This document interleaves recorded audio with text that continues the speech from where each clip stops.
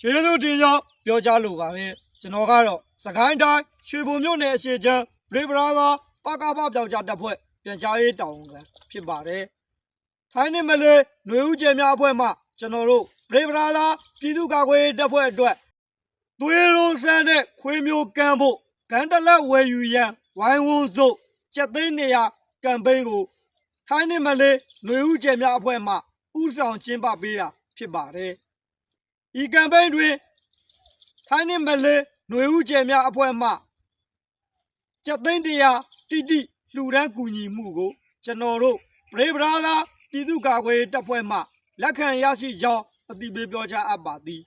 သွေးရိုးဆန်းတဲ့ခွေးမျိုးကမ်းဖို့ဂန်တလက်ဝယ်ယူရန်ဝိုင်းဝန်းစို့ကျက်သိန်း100ကမ်ပိန်းအားအောင်မြင်စွာကျင်းပနိုင်ခဲ့ခြင်းဖြစ်ပါတယ်ထိုင်းနဲ့မလေးຫນွေဦးကျဲများအဖွဲ့နှင့်ပြည်တွင်းပြည်ပညီကိုမောင်နှမတယောက်ချင်းစီတိုင်းကိုကျွန်တော်တို့ဗရေဗရာသာပြည်သူ့ကာကွယ်ရေးတပ်ဖွဲ့မှကျေးဇူးထူးပင်တင်ရှိကြောင်းအသိပေးပြောကြားပါသည်